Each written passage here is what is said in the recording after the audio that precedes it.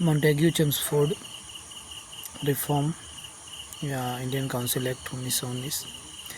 Montagu यहाँ पे secretary of state हैं और Chelmsford viceroy of India.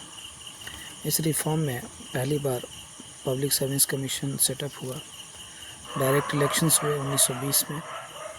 Central legislature में लेजिस्लेटिव काउंसिल जो लोअर हाउस और council of state upper house बोला गया, ये दोनों हाउसेस में मेंबर सिलेक्टेड और नॉमिनेटेड होते थे।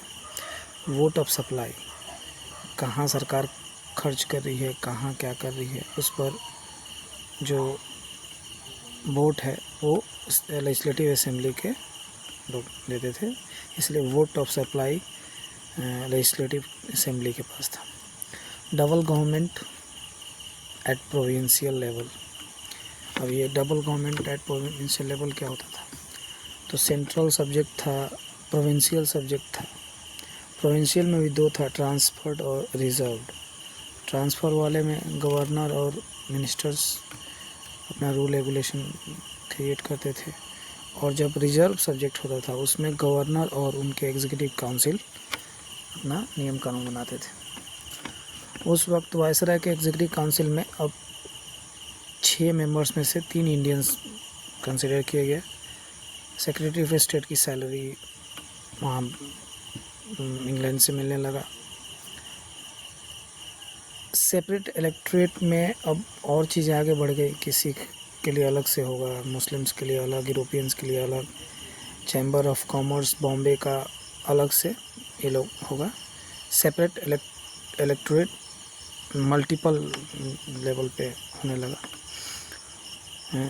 1909 का एक बृहद रूप आ गया।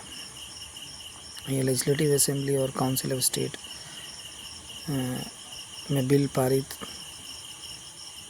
होता था, तब जाके चीज़ें बढ़ती थी। अगर नहीं होता था उसके लिए जॉइंट सिटिंग, कॉन्फ्रेंसेस, ये सब होना शुरू हुआ।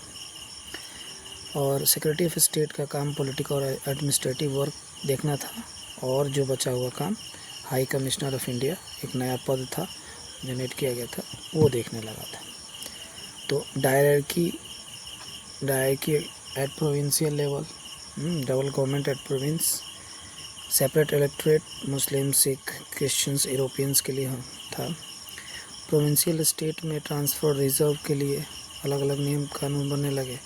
गवर्नर, मिनिस्टर्स एक सब्जेक्ट पे बनाते थे अपने नियम कानून, और गवर्नर और उसके एग्जीक्यूटिव काउंसिल रिजर्व सब्जेक्ट्स के लिए होता था।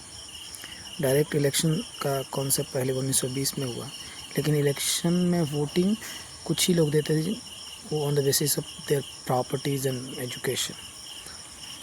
ये कुछ विशेषता रहे 1919 के मॉन्टेग्यू चेम्सफोर्ड जो हमारा एक्ट है उसका।